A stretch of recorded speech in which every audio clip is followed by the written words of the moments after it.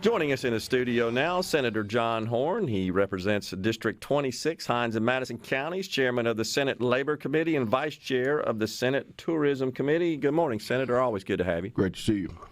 So we had some hearings down there at the Capitol a couple of weeks ago, 2 weeks ago today, as a matter of fact.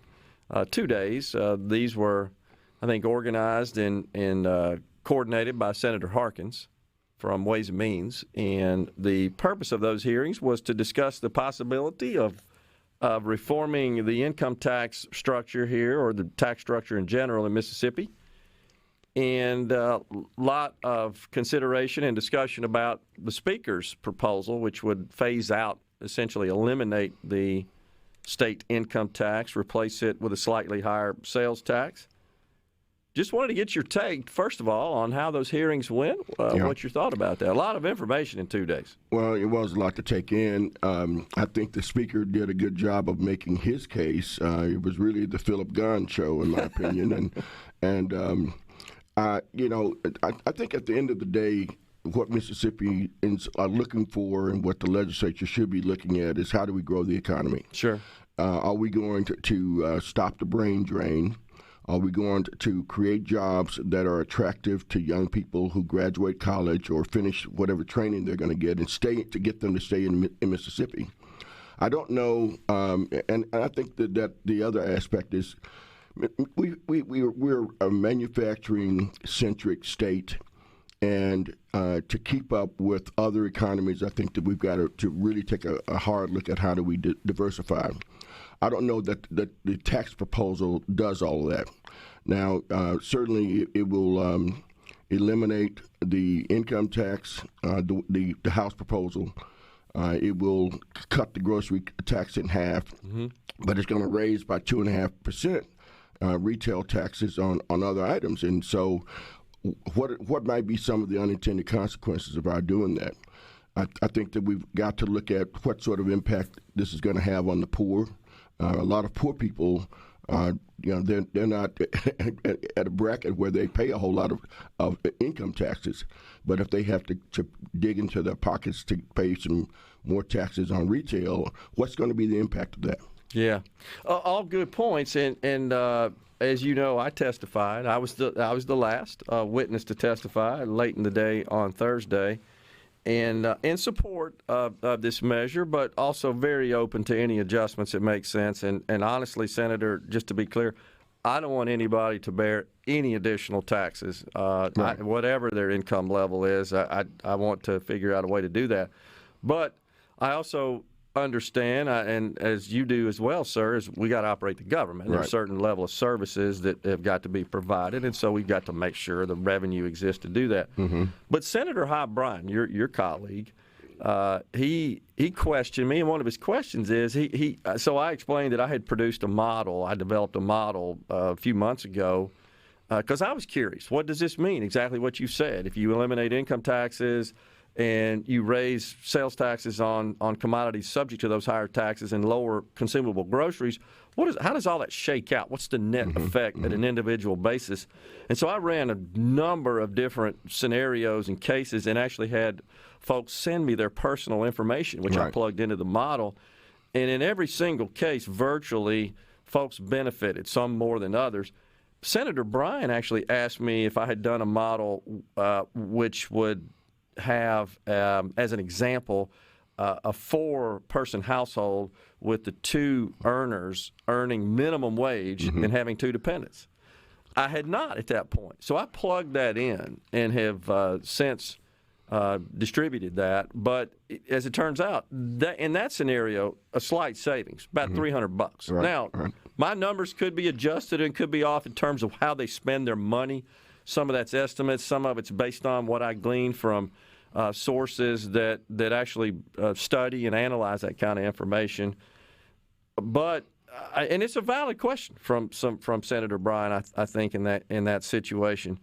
I guess my question to you, sir, and I'm sorry to go through all that, is there some middle ground here we can get to work something out that benefits us and also does contribute to and help promote the stimulation of our economy? Mm-hmm. Yeah, I think there's going to be some sort of reform of our tax code in next year's session. Okay. We're going to have a bill of some kind. Okay. Whether it looks exactly the way the House bill looks remains to be seen.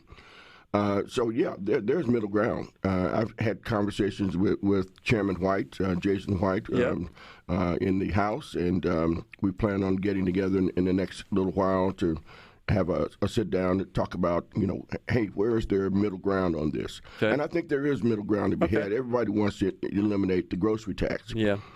So by cutting half of the grocery tax, that's a great sign. Mm-hmm. But the income tax covers a third of our budget. Yeah. And so I think we've got to be very careful about how we approach that. Sure. It's 1.7, you're right, $1.7 billion. In reducing the grocery tax, one of the objections we've heard from municipal leaders is that a good bit mm-hmm. of their diversions come from the purchase of groceries locally. Exactly, and they get 18.5% diversion of every dollar that's spent on sales tax, and so they're right to be concerned about that. Sure, and I think there's been some suggestions on how to accommodate that the Speaker and his team have made. But anyhow, it was a lot of information, a lot of policy advocates, and a lot of folks that represent various trade associations and organizations, and they all spoke their piece and made their case for where they landed. Yeah, I hope this isn't the last time we have the tax reform committee to meet, because I think there's a lot more that we need to be looking at. Again, how do we grow the economy? Yeah, our income tax rate is not very high in Mississippi to begin with, and yet we're not attracting people. We're one of 3 states that's lost population. Yep. We have a real brain drain where a lot of I have a niece who just left the state 2 weeks ago mm-hmm. Because she can't find the opportunity she feels she needs to raise her family here in Mississippi. So she's in Dallas now. Yeah. And there's too much of a pattern of that's going on totally out agree. there. So I think we've got to, as part of our discussion, look at, okay, what is going to grow this economy and what's going to really attract people here? Yeah, I totally agree, because as much as we all have concerns for and want to see our K through 12 education continue to improve and get better and produce higher quality graduates, if they, in fact, then attend our colleges. And we got fantastic universities mm-hmm. Across the spectrum. We're doing a good job of educating folks for Austin. Yeah, they go to Nashville. And so we're not really getting a good return on that. Right. So exactly. I totally agree with you. But the reason is because we don't have enough places for them to work. We don't have enough. I call them knowledge workers, which is a term used in my industry. But we don't have enough knowledge worker mm-hmm. Positions to fill, and most of what we're producing in graduating from our universities are knowledge workers. Well, and on top of that, Mississippi has got to become a fun place to live, work, and play. I agree. And the perception is that we're not. There are so many wonderful things. I ran tourism for the state for a number of years. Yeah. I know what's available in Mississippi, and we have some wonderful offerings, but we're not doing a good job of positioning them or selling them. I totally agree. We have a great story to tell. We don't get to tell it enough, I feel like, sometimes. All right, so let's turn our attention to the medical marijuana situation, one of the biggest, most contentious issues of all, I think, that I can remember in recent memory in our state. What are the prospects for a special session on that? Well, Senator Kevin Blackwell from DeSoto County is running point on that for the Senate. He's done a great job of shepherding it so far.